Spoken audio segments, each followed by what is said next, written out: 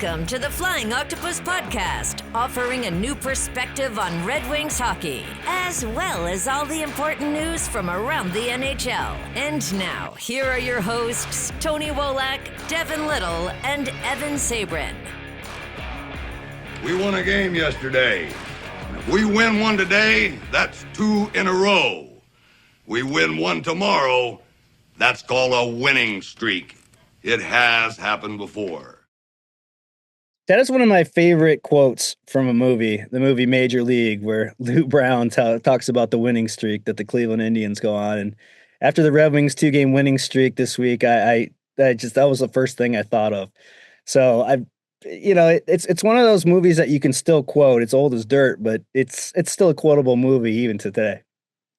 Welcome to episode 10 of the Flying Octopus Podcast. My name is Evan Sabrin. I'm joined by my cohorts here, Tony Wolak, George Malik, and Devin Little. Before we get started, let me remind everyone where you can find us on YouTube at the Flying Octopod. Follow us on Twitter at Flying Octopod. And if you're listening to us, you can find us on iTunes, Spotify, or wherever you get your favorite podcasts. Guys, we have an exciting announcement today for this show. I've been waiting for this for a bit, and I know we've been hammering out the details for a couple of months now, and it's exciting. So, Tony, you speak a lot better than I do. I'm going to have you explain this one because I struggle with that kind of stuff. So, Tony, please take it away. Yeah, man. I mean, you hit it on the intro there. It's our 10th episode, big milestone for us. Congrats, boys. Glad we got through 10 episodes and we're still doing this. So happy there. Because we hit the 10th episode, we are going to do a jersey giveaway. So how does that work? All right. So during next week's episode, we're going to discreetly mention a former Red Wing.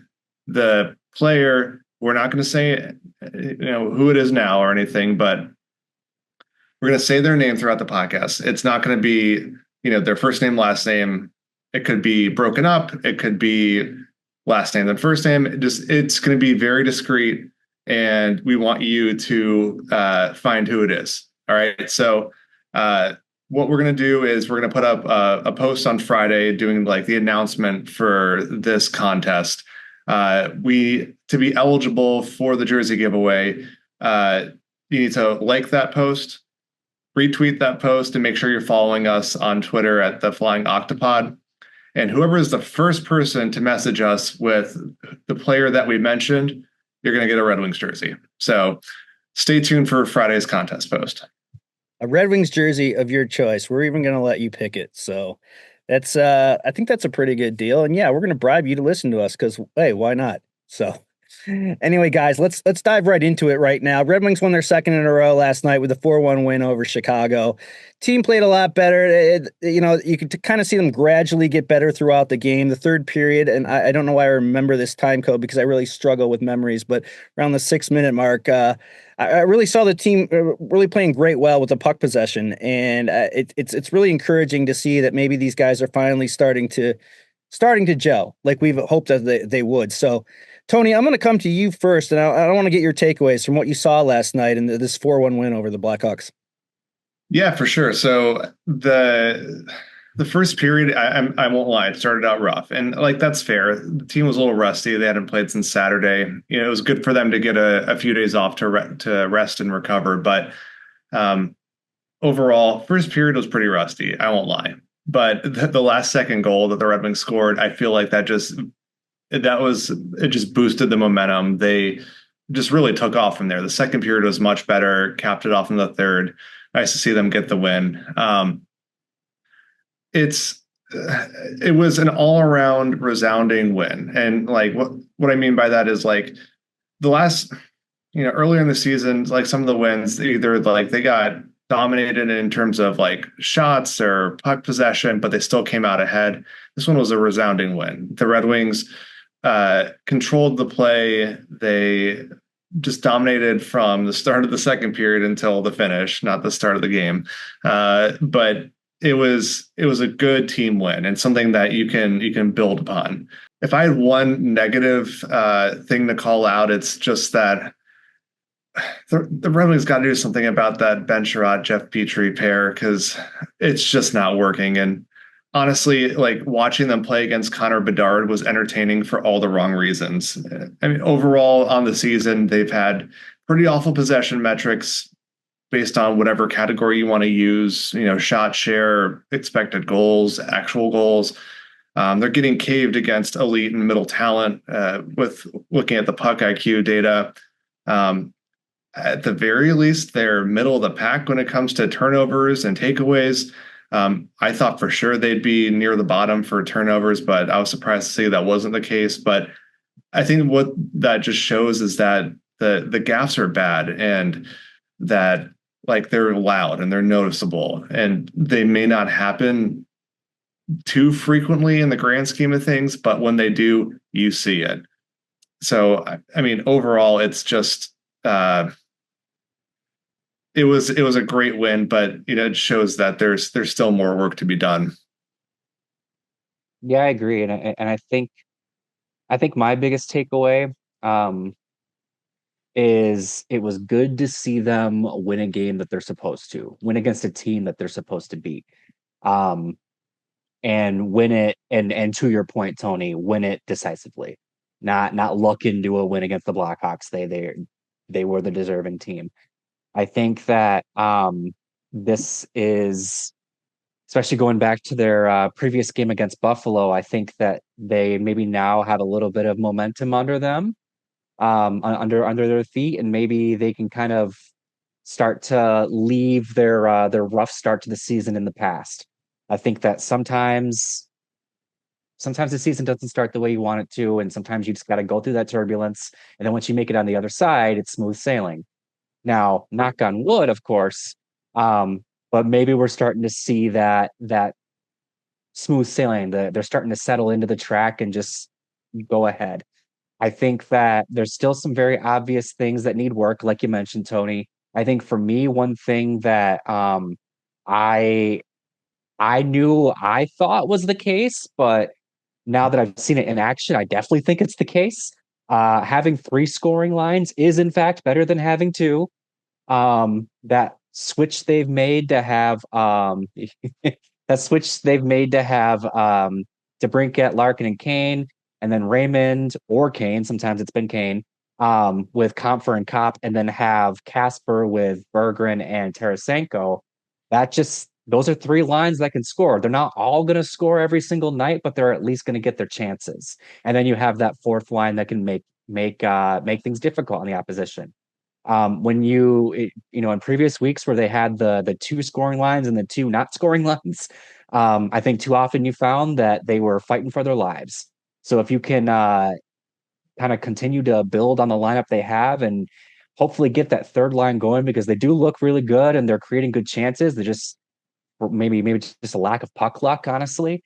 They could have something, because that top line can definitely do some things. Second line can do some things. I know we're still very early on into the season, but I don't think it's too much of a stretch to say that this is the best they've looked all season. I think that to some extent, I don't think necessarily it's going to be smooth sailing with these chunky schedule, 3 games in 4 nights, take a break for 3 days, 3 games in 4 nights, with a West Coast swing trip. But I think that you are right completely in terms of getting on track.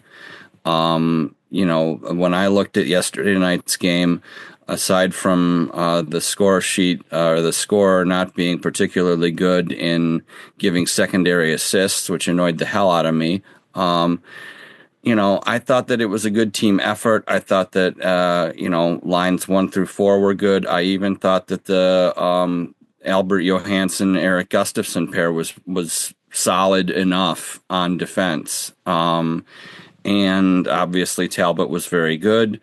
And we talked about earlier the even strength goals that they scored 4 times at even strength. This team has been so dependent on its power play, and to finally get that the even strength goals going is just fantastic to see them not need to lean so very hard on special teams. And as we know, They also have been very mediocre on the penalty kill, and just it was limited last night. It was only two penalty kills against, but they shut the Blackhawks down. They completely stuffed them, and overall, I just felt that it was one of those games that you can build upon not only in the short term but in the long term. One of my favorite moments from last night's game was when Connor Bedard got his stick up a little high on Mo Seider, and then he immediately went to check on him. It really just kind of shows the respect that maybe it's the young kids. I mean, Seider's a young kid himself, but he immediately was making sure that Seider was okay last night, and I kind of like that because other than the fact that I love watching Red Wings crush any Blackhawks player, but it was kind of cool to see that one of the game's brightest young stars showing that respect to Mo last night. And sticking with that trend of Mo Seider, I want to shift gears here to that. The deployment that Seider and Edvinsson are playing now, it looks like they're going to be sticking together for a bit. And Tony, you tweeted something out this week that caught my eye and did want to get into that. According to Puck IQ, these two are taking on some of the toughest minutes in the league at this moment. Talk about their deployment, and do you think it's sustainable that the team can play them and put them together out for the entire season? The way I heard that initially was playing Edvinsson and Seider for the entire game for the rest of the season, but I don't think that can happen, but it would be interesting if they tried. It is pretty crazy that, Moritz Seider and Simon Edvinsson, they're playing the toughest minutes of any D pair in the league, and they're actually doing a really great job at it. Like, it's not just the defensive side of it too. Like, they're actually generating offense as well. In terms of a 5-on-5 play, they've been on the ice for 5 goals for and 2 against, just 2 in 140 minutes of ice time against elite competition is pretty damn good if you ask me. Their shot share is 53%. So, on the plus side on it for a team that's normally like getting caved in the shot department, that's pretty impressive. And then if you look at high danger chances, they're at 62% for the differential between, high danger chances for and against. All of this to say, like, this is a testament to the entire rebuild. You have 2 first-round draft picks from the rebuild and Edvinsson and Seider out there playing against top competition night after night, and not only meeting expectations, but exceeding it too, and doing more to help the offensive side, having the offensive impact outpace all the great things they're doing on defense too. That's exactly what you want from your top pair. And like I said, it's a testament to the rebuild. Yzerman stuck to the plan, and we're starting to see the fruits of his labor ripen now. It is pretty impressive, if you ask me, that at such a young age, these two can go out there and frankly be dominant night after night. And, you look at the play of Edvinsson and Seider from a holistic perspective. They do have their hiccups from time to time. They definitely, Edvinsson got depantsed yesterday night by a couple of Blackhawks players, and, he adjusted, he learned, and that's what you want a young player to do, is to readjust and say, okay, I got my ass handed to me. I'm going to be better the next shift.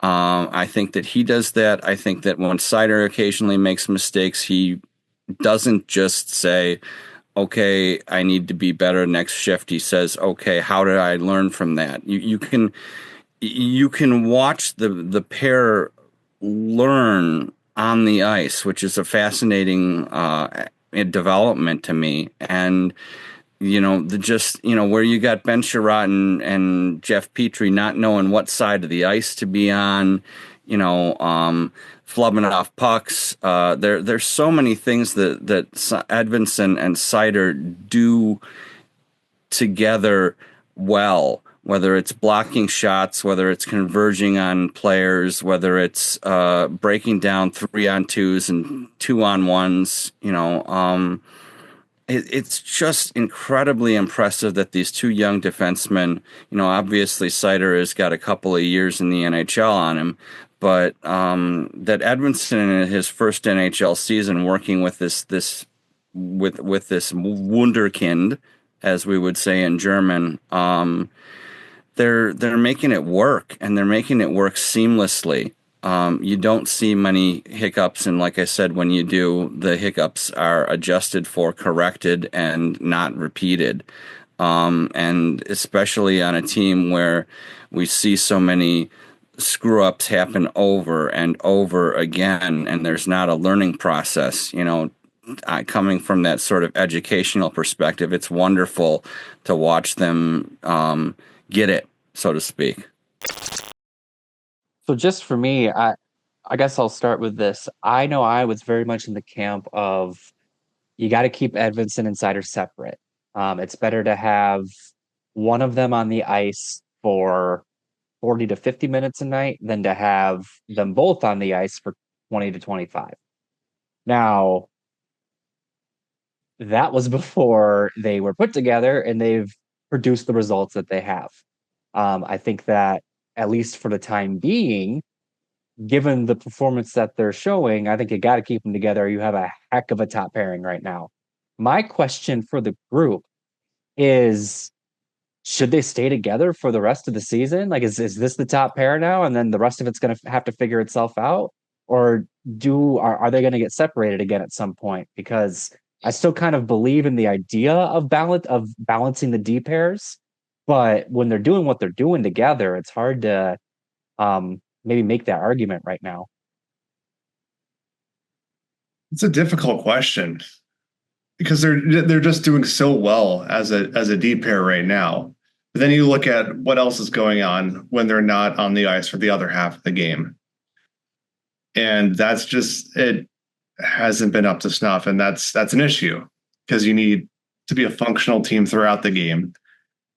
And it's funny because I feel like most of us assumed going into the season that, like, oh yeah, Seider will be on the top pair, Edvinsson will be on the second pair. Maybe at some point they'll get put on the ice together, and we'll see how that goes. But now it's like, holy shit, these guys are great together. So I think if they're going to get broken up, I don't think it's going to be because they're ineffective. I think it's going to be because the rest of the defense is ineffective and they need to mitigate that somehow. At least that's my perspective. Yeah, if they get broken up, it's going to be a coach's decision, and it's going to be to stabilize the rest of the D-core for sure. And I think it's going to be a temporary thing. I'm going to bang the drum on the idea that the Red Wings need another shutdown defenseman. Or at least somebody who is capable of playing two-way defense for that second pairing. We were talking about, obviously, over the summer, it was the Jacob Trouba. Now, Trouba may not be a true second pair defenseman anymore, but finding somebody in that mold, I was thinking about the Flyers looking at Ristolainen, moving him. Somebody who's a right shot, somebody who understands how to get a puck out of danger and again stay on the correct side of the ice for the entire game. Just to me, there's reinforcements needed, but obviously in the interim, you're going to do what you have to do to stabilize the rest of the team. And again, like I said, you're hoping that the flashes that we've seen out of Gustafsson and Johansson, or Johansson and Hall, depending on who's going to play on a given night, give the Wings some hope. There's just not much you can do with Petrie and Chirot other than withstand the blows that are going to be coming your way. And so, you look at the whole situation and you say, yeah, of course Bob Bugner's going to break them up, but he can only break them up for so long, given their incredibly positive impact as a pair. One thing that I'd like to see the Red Wings try is putting Albert Johansson on the same D pair as Ben Chirot, sort of in that shutdown role, just to try it out. Like, he's not a shutdown defenseman per se, but then again, neither is Jeff Petrie for that matter. But with Johansson, like whenever I see him on the ice, he is so good about getting the puck out, right? If he goes behind the net to get the puck, if he doesn't have a clear pass to the boards or to someone exiting the zone, he'll pin it with pressure on him. But almost every time he gets the puck out of that scrum to someone on the Red Wings on the boards, and then the puck exits the zone. Like, it's some sort of uncanny ability to like make the simple play and just do it time and time again.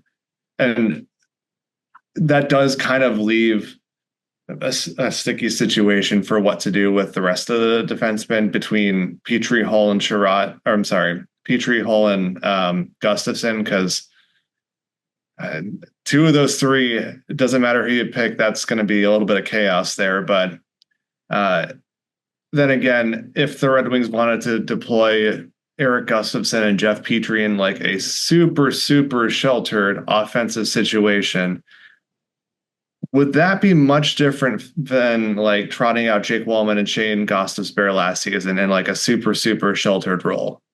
I don't think the net difference would be too great. Yeah, I agree with you. Yeah, I'll just blabber in here.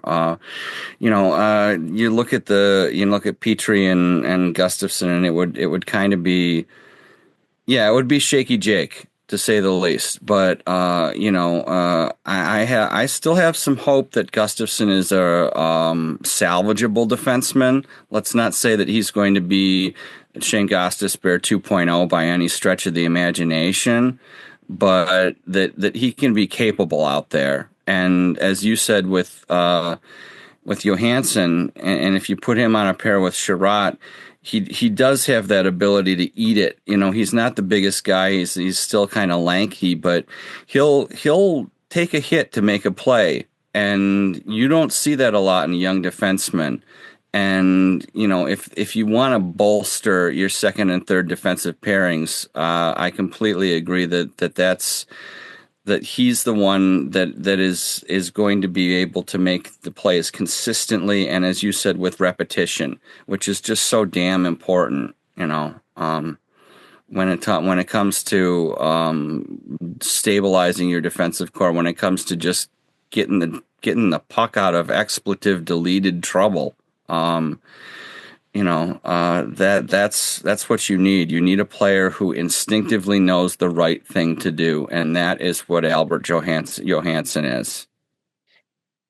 George, you mentioned Rasmus Ristolainen, and I've always been a fan of the Red Wings looking into Marcus Pettersson in Pittsburgh. And as that team continues to struggle, I wonder if there's a fit here in Detroit.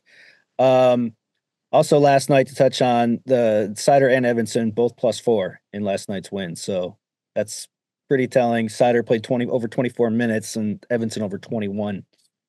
Shifting gears again here, though, guys. This city, the entire city has been waiting for this team for a while to get it going, and Detroit is, to me, obviously I'm biased, but it is one of the great sports towns in America. And what we've seen with the Lions, how they've rejuvenated the sports atmosphere in Detroit has been something that I didn't think I'd see in my lifetime, but it has finally happened, and it is here. And we also saw what the Detroit Tigers did this year with clawing and battling their way to these wins and, getting into the postseason with just some grit. And with grit, that's kind of become like the identity for these Detroit teams, the blue collar, hardworking teams that the fans love. So my question, I'm coming to you with this, Devin. What do you think the identity of this team is at this point? And what do they have to get to make this, to have that kind of spark, that kind of run that the Tigers that we've seen make and the Lions are currently on? I think that one of the reasons why they've looked a little bit better in recent games is maybe because they're starting to find their identity. I think if we would have talked about this a week or two ago, I would have told you they don't have one. I think that, but I also would say that most teams early in the season are still trying to find it, so I wouldn't fault them for it. But I do think that, like you explained there, Evan, I think the city of Detroit really responds to that blue collar work ethic, that sense of grit, that you get knocked down, you get back up type of thing. always been like the main characteristic of the city. And I think that if the Red Wings want to change those Jared Goff chants to Dylan Larkin or whoever they want to have the fans chant, they got to get gritty. And I'm not saying gritty in the punch somebody in the face type of grit. I mean, work your butt off and do not keel over, really. I mean, it's one of those things where they have a lot of skilled players in their lineup. I mean, they have Dylan Larkin, they got Patrick Kane. I can go down the list. You know who the skilled players are on this team.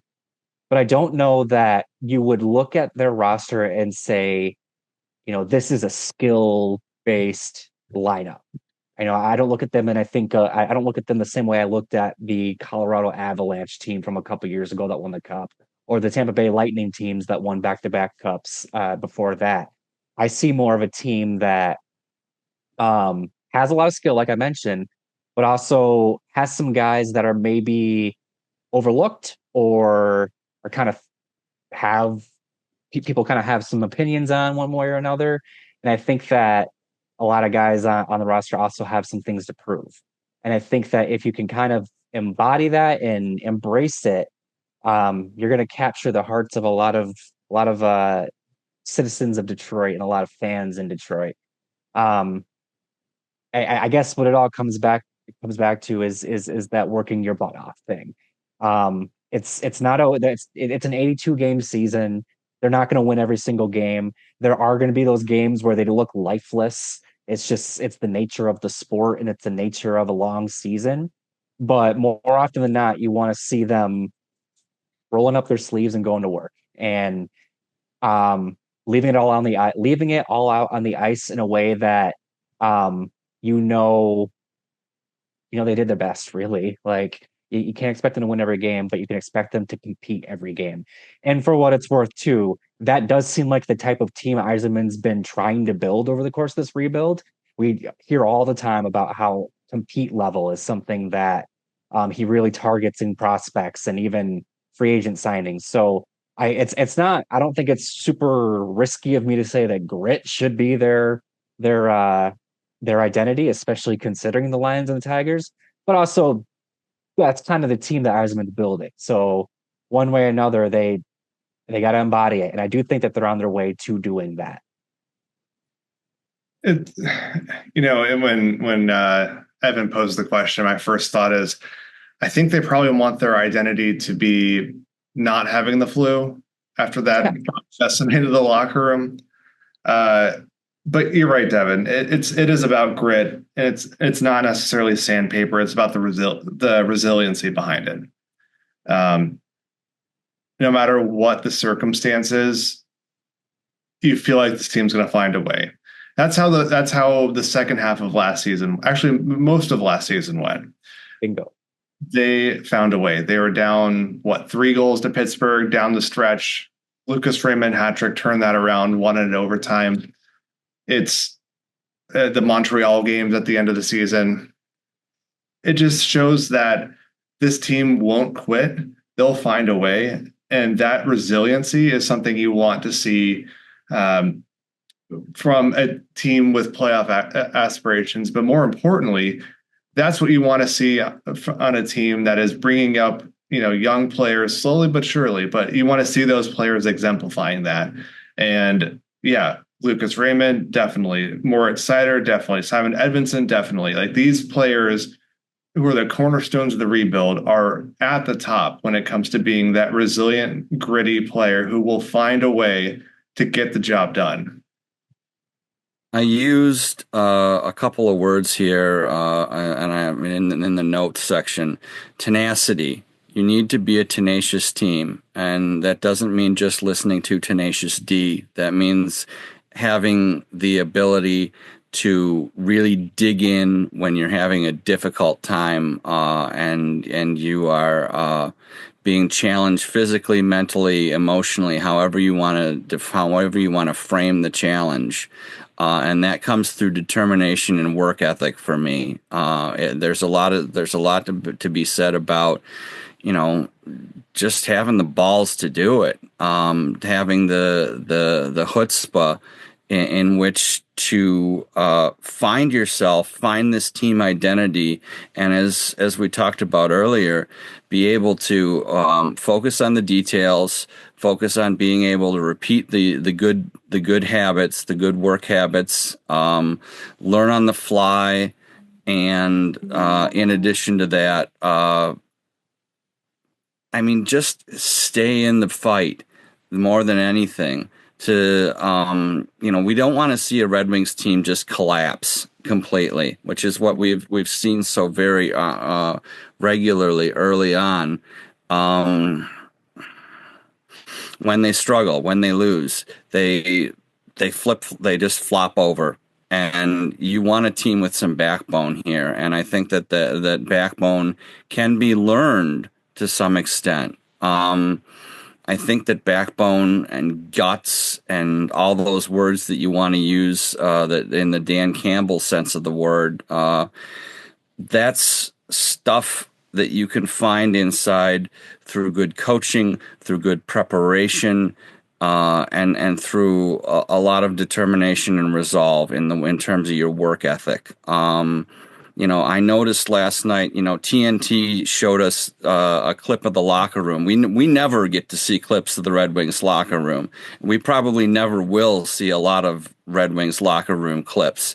But, it was Dylan Larkin getting that sticker to put on the team helmet and understanding that they were getting, as Bissonnette called it, getting their little Buckeye, or I don't know what the term is for what Michigan puts on or what Michigan State puts on their helmets, but getting your sticker to say, okay, we got a game, we got to win, and we did it the right way. That's the thing. You want to win and you want to do it the right way. That's where I'm at.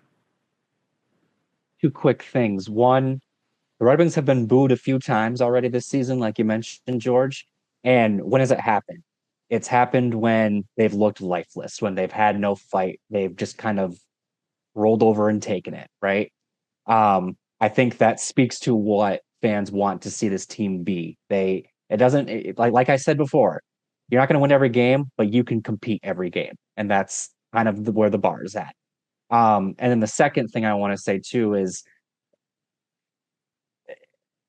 so Larkin wears the C every night, right? But as we've seen, it's pretty much a different player every single night that wears an A, and it's always just one that wears the A, but it rotates. And I do think that kind of speaks to the type of team that they're going to be. Larkin's leading the way, as he has been, but behind him is a committee of guys that are leading the way. And not everybody's going to wear the A, because that just kind of devalues the letter, I think. But I do think that speaks to the fact that it's not just going to be one or two or three players that is going to pull the team forward and kind of establish that identity. It has to be a group of players. It has to be the team that does it. And I think that moving that A around the lineup, around the locker room, really, kind of cements that. You can't just look to these 2-3 guys. Look around, look at yourself, because that's who's going to lead the way. That's who's going to make a difference.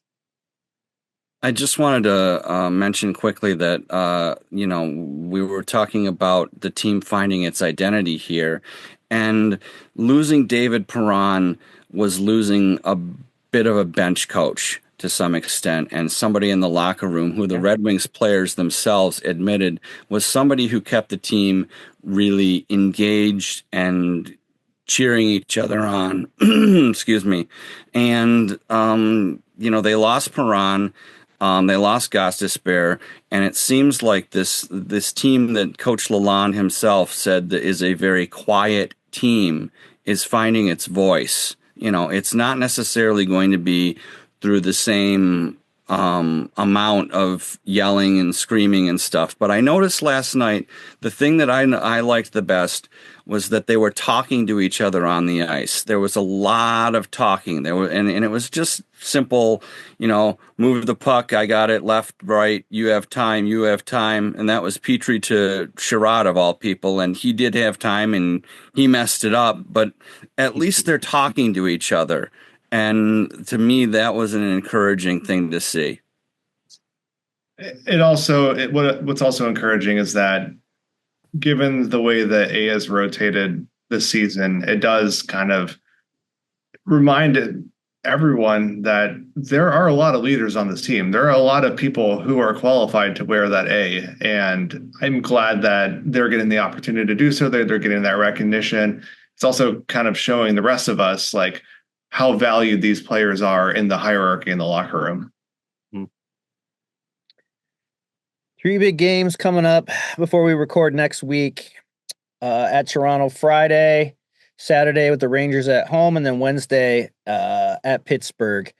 Their Red Wings apparently have already announced through Helene St. James, of course, that Alex Lyon will be getting the start Friday versus the Maple Leafs.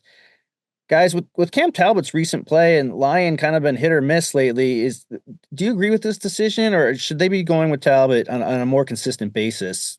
Tony, I'll start with you. Starting with me as the resident goalie. Yep. So the way I look at this is just that if you have back-to-back games, then both the goalies are going to play.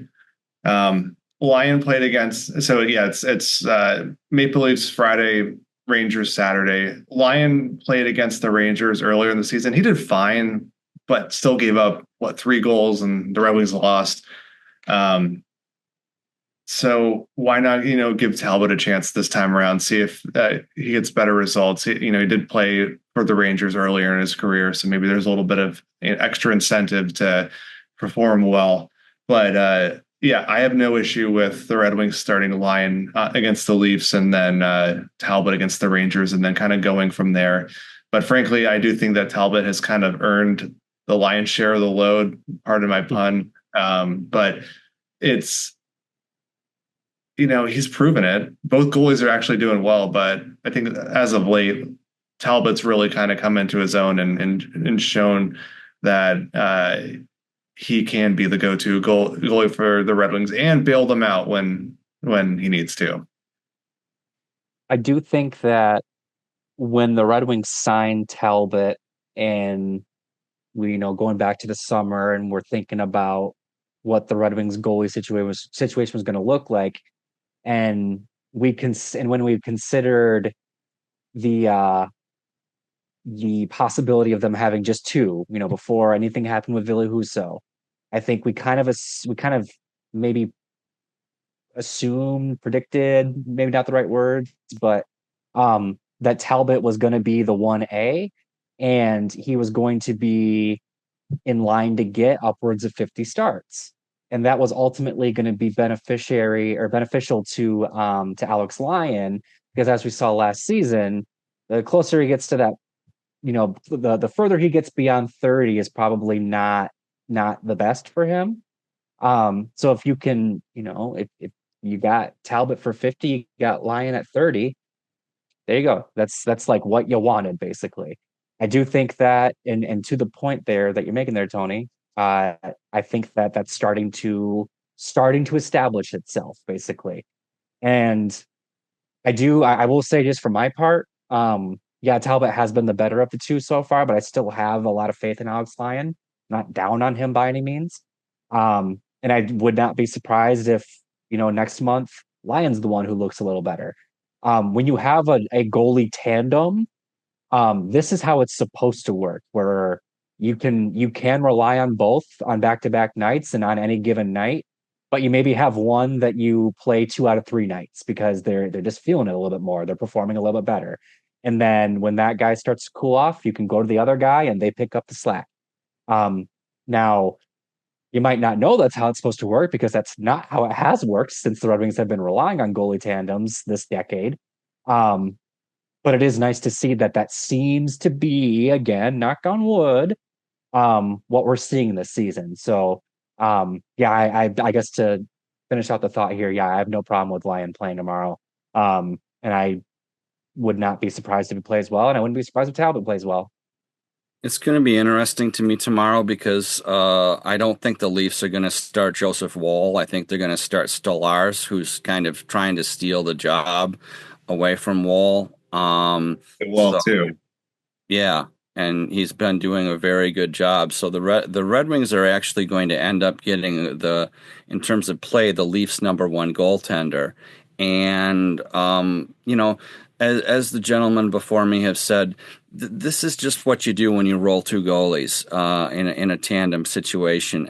And again, with those 3 and 4, and then every other night for the rest of the month schedule, we're going to get a lot of data really quickly as to which goalie is going to pull away and become the number one, at least for the present moment and the near future.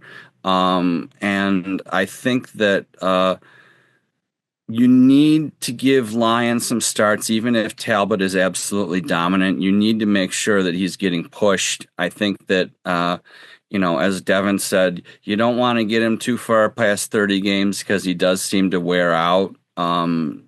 He's got that combative style. Speaking as an old stand-up goalie, it's kind of interesting to watch the two and their the different ways in which they practice their discipline. But the long story long for me as well is, keep rotating them. Give Lyon some starts where he knows that he's going to be in the more competitive position, on the given night, and just roll with it, because that's where they're at right now. Yeah, Talbot 4-1-1, 2.45 goals against average, 929 save percentage. I don't think we could ask much more for the start of the season from him, and so I think the Red Wings are in a good spot right now with the goaltending situation starting to look up. Guys, I'm really excited for tomorrow. There's nothing better than watching the Red Wings and Toronto Maple Leafs on a Friday night. So it looks like my plans are I'll be sitting home and looking forward to that one. Please remember tomorrow, check out Flying Octopod on Twitter to see more about our contest and this free jersey giveaway. This is it's a pretty cool thing we're going to do here. And I think it'll be great for you guys to figure out this little game that we're going to play. And, you get rewarded with any Red Wings jersey. Well, preferably your modern day player. No, we're not getting any Bob Airey jerseys, throwbacks, or anything like that. Or Jonathan Erickson. I refuse to do that. Anyhow, it's not going to be Bob Airey next episode. Well, I'm just going to throw that out there right now. I see the comment section filling up now. So thanks for joining us on episode 10 of the Flying Octopus Podcast. And we'll be back. We'll have 3 games to talk about next week. So guys, enjoy some hockey this week. Have a good weekend, and we'll talk soon. Thanks for listening. Thanks for listening to the Flying Octopus Podcast. Follow us on YouTube at the Flying Octopus channel and Twitter at Flying Octopod.